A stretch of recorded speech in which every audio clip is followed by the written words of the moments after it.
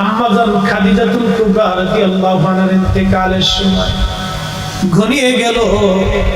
মা জননী নবীজির উরু মুবারক উপর মাথা দিয়ে উনি কাঁদতেছিলেন। নবীজি বললেন, খাদিজা রে, কি জন্য তুমি কাঁদো? বলে, হুজুর, জীবনের সুখের দিনে দুঃখের দিনে আমি কাটিয়েছি, খেয়ে না খেয়ে আমি আপনার খেদমত করেছি। এই মক্কার জমিনে আমি সবচেয়ে বড় ধনী মহিলা ছিলাম, আমার চাইতে ধনী মক্কাতে আর কেউ ছিল না। ইয়া রাসূলুল্লাহ, আপনাকে পছন্দ করে আমি শাদী করেছিলাম।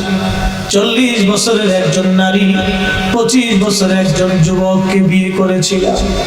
হুজুর, আমার জীবনে কোনদিন আপনাকে আমি দুঃখ দেই নাই গো নবী। ইয়া রাসূলুল্লাহ, আমার জীবনের সমস্ত সম্পদগুলি আপনি দিন প্রচার করতে যে সব ব্যয় করে দিয়েছে। কোটি কোটি টাকার মালিক ছিলাম আমি, নিঃসঙ্গ গরিব হয়ে গিয়েছি। মক্কার সবচেয়ে দামি খাবার আমি খাইছি, দামি পোশাক আমি পরেছি, দামি ঘরের মধ্যে আমি ঘুমাইছি, দামি বিছানায় আমি শুয়েছি। হুজুর, কালেমার জন্য আপনি সব দান করে দিতে দিতে ব্যয় করতে করতে করতে করতে জীবনের শেষ সময় আমি ছিঁড়া কাপড় পরেছি, না খেয়ে কাটিয়ে দিয়েছি। ইয়া রাসূলুল্লাহ, জীবনে কোনোদিন একটা কথাও আপনাকে আমি জিজ্ঞাসা করি নাই, কোনোদিন আমি আপনার কাছে আবদার করি নাই, কিছুই নবী আপনার কাছে চাই নাই। ইয়া রাসূলুল্লাহ, এখন আমার বিদায়ের সময় ঘনাই গেছে।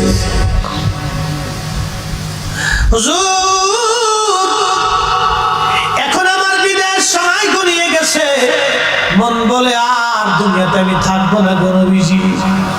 ইয়া রাসূলুল্লাহ, জীবনে কিছুই চাইলাম না, একটা জিনিস চাবো, দিবেন কি গো নবীজি? বলো রে খাদিজা, কি চাও? নবীজি বলেন, খাদিজা কি চাও বলো? খাদিজা, কিছুই তোমাকে আমি দিতে পারি নাই রে খাদিজা, ভালো পোশাক তোমাকে কিনে দিতে পারি নাই, ভালো খাবার আমি তোমাকে দিতে পারি নাই। কি চাও তুমি খাদিজা বলো? আম্মা জান ডেকে বলেন, ইয়া রাসূলুল্লাহ, ইয়া হাবিবাল্লাহ, আপনার একটা পুরান জুব্বা মোবারক আমি ধুয়ে রেখে দিয়েছি।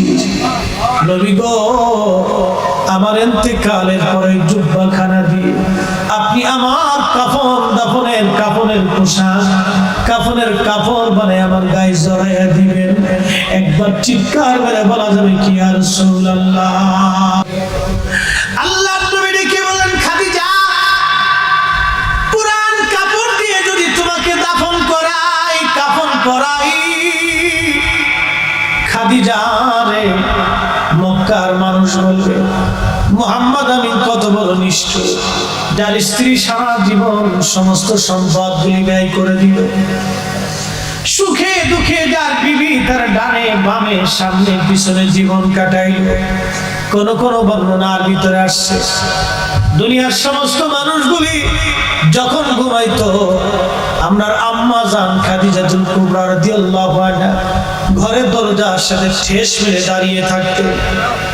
আল্লাহ, পৃথিবীতে নেককার বিবি পাওয়া ভাগ্যের ব্যাপার, কথা বলেন ঠিক কিনা?